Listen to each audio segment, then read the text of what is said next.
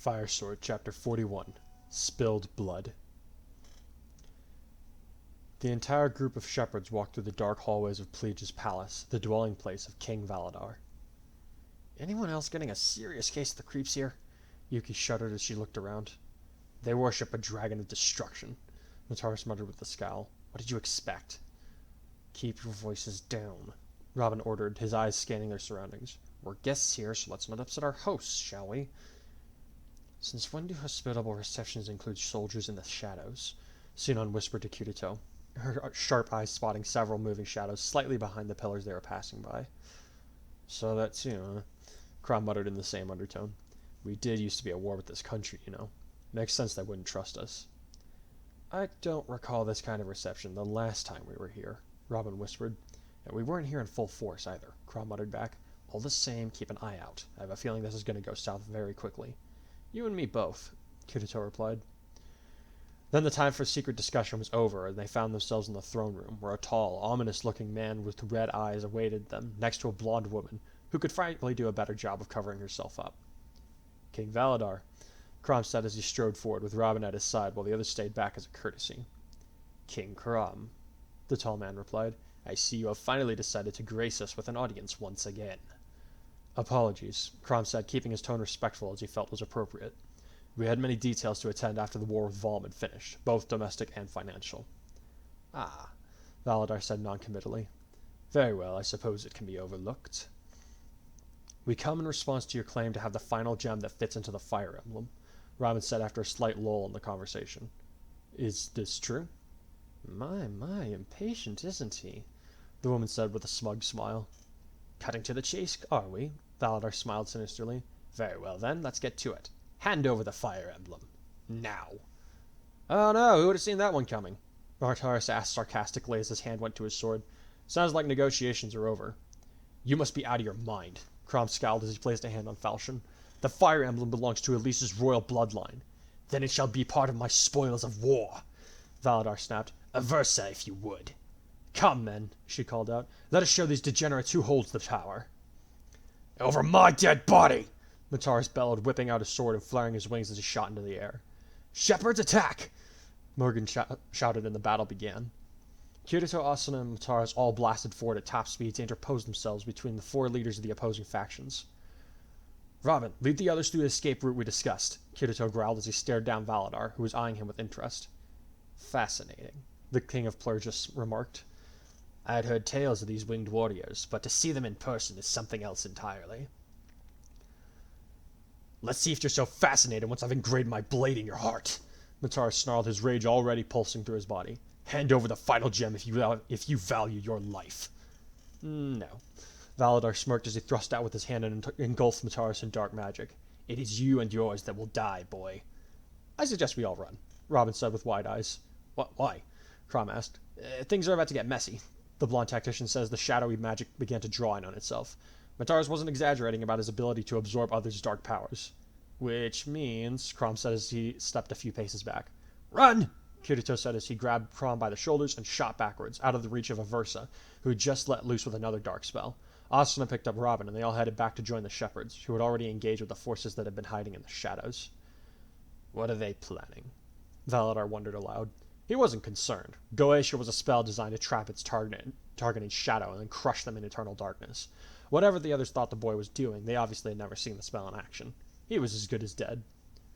Overconfidence is unbefitting of a king, wouldn't you agree? A warped voice said from within the shadows, startling the two dark magicians.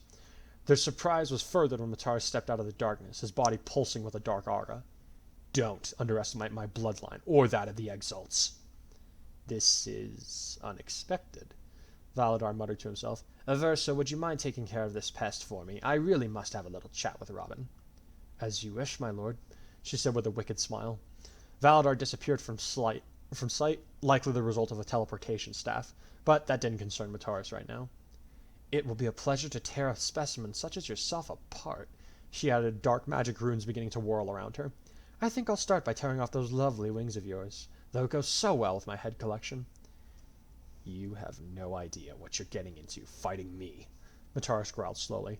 In the end, it will be you who screams for the nightmare to stop.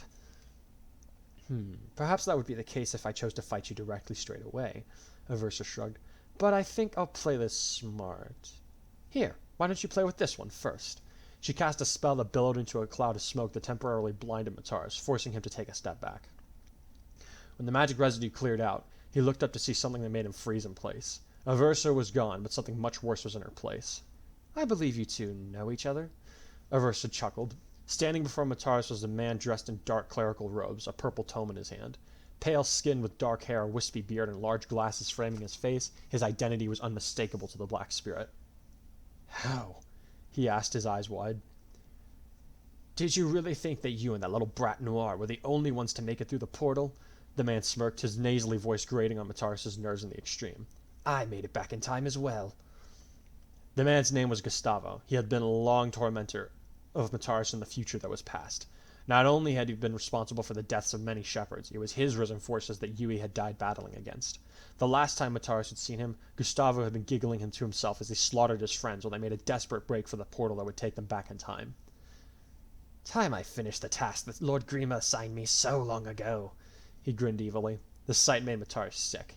You know what? He hissed. I think you've forgotten something, you sick bastard. The other man cocked his head. It's been at least 6 years since you were within the reach of my blade, Mataura said as he raised his sword. And the last time we saw each other, I was too busy with your soldiers. Now, it's just you and me, you son of a bitch. Oh, foul language is hardly becoming of the young, the man giggled. I'd have thought that your sister would have raised you better. Oh, wait, that's right. She's... Gustavo looked down to see that Mataura's sword was now in his gut. 1 second, the boy had been 10 paces away. The next, he was face to face with his hated foe. You're going to suffer, he snarled, his eyes glowing silver, even as his dark aura pulsed stronger than before. You crossed the line, prick. You don't get to mock that which I hold dear and get away with it. Now, you'll scream in agony! He gave the sword a sharp twist before yanking it out and kicking his enemy away. Ramming his sword in the stone hard enough to split the rock and lodge the blade in place before pulling a small fire tome from inside his gi. Can't have you bleeding out now, can we? He hissed with a deranged gleam in his eyes. A small fireball erupted from his hand and smote Gustavo in the chest, cauterizing the wound and causing him to let out a high-pitched shriek. That's more like it, Mataura grinned savagely. Now what's next? Ah, yes. Extending his right hand out in a claw-like motion, he leaped out some of his newly obtained power to envelop Gustavo's right arm. What are you?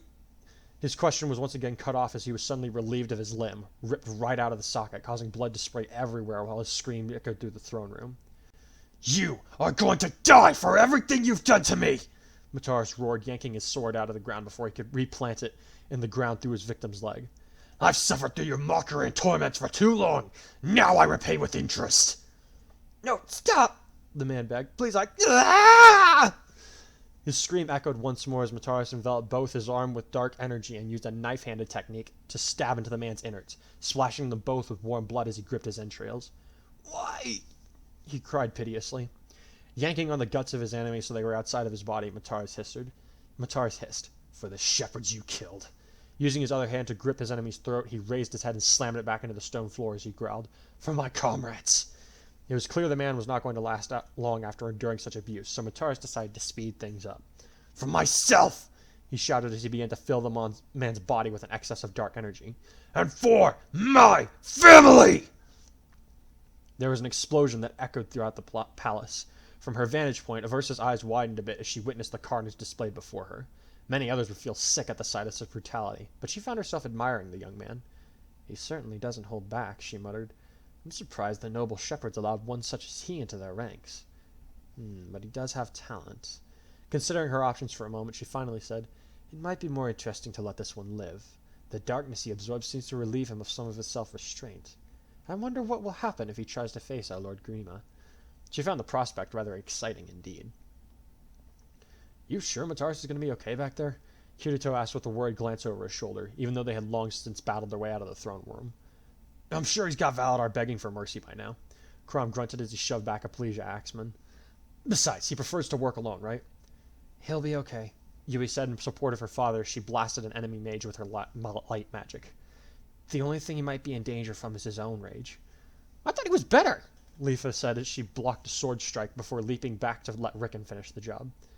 He's teetering, Yui answered. One shove could send him back into his old mindset, while a nudge in the other direction will bring him into the light. I don't know if that's right, Asuna said. He seems very changeable to me. It's different for each circumstance, unlike most of us.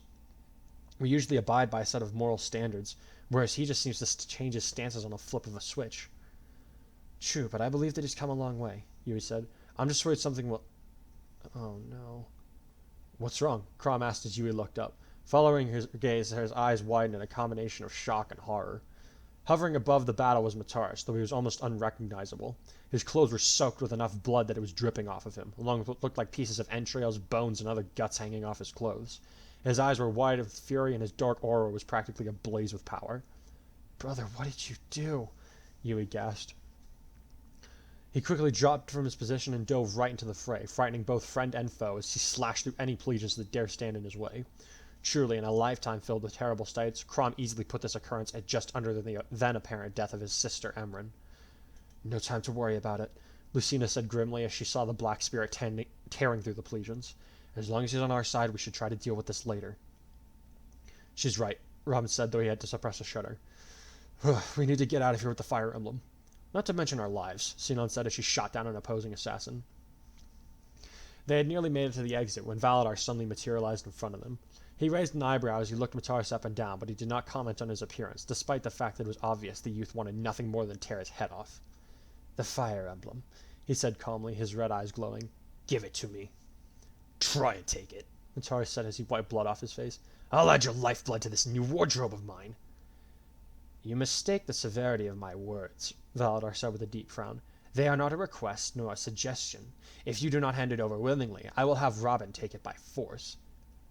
Excuse you? Morgan said as she shouldered her way up to the front of the group. What makes you think my dad would ever follow your orders?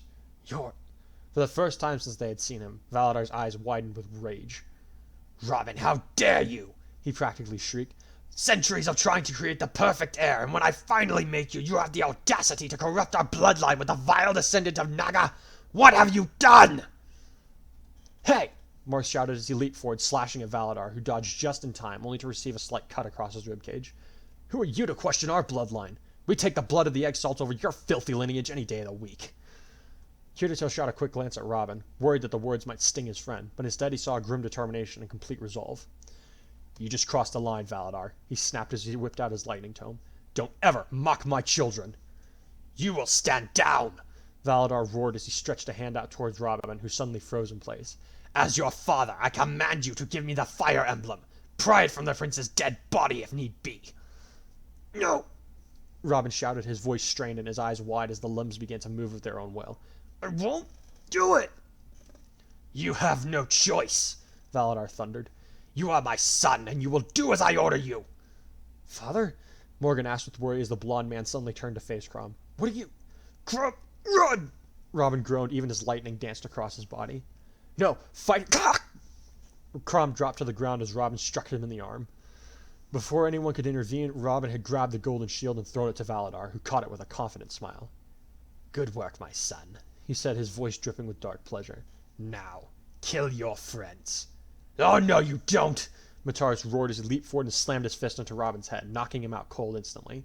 He turned to attack Valadar, but the man was already gone. Damn him! He seethed. Forget him, we need to go, Kirito said as he hoisted Crom to his feet. Then let's move, Frederick said as he led the shepherds out of the castle. Make haste for the border. I've got Robin, Asuna said as she took off on white wings, the unconscious man being held by his shoulders. Mataura eyed the blond man with narrow eyes, but he decided for the moment escape was the top priority. Looking back once more at the palace, he spat on the ground and said, May your ancestors reject you in the afterlife, filth. May your spirit find no peace for all time, and may every moment of yours be one of misery, knowing that all of your acts were futile. Rot here forever. His vengeance finally stated, he took off on midnight wings and left the palace behind him. It's been a little while since I've done after video. I've been trying to pump these out a little more quickly because I know I've been absent for a few weeks, but oh my god, my voice is so shot right now. Excuse me. Yeah, so I'm pretty sure you can tell if you didn't read the original chapter, the author's notes that I put in there. I was having to work through some stuff, and I found it very cathartic, and honestly, that's how I vent most of my frustrations, is through my writing, and this chapter is a really good example of that, or a really bad example. I don't know. It depends on your take on the thing, but yeah, I think mostly I was just really having a rage fest at this chapter. But let's see. The next chapters are going to be. See what happens in the next chapter. Yes, the next chapter is going to be where an altered version of Lucina confronting Robin occurs, and a couple little twists in there that I personally enjoyed coming up with. But thanks, guys, so much for watching, listening, whichever you did.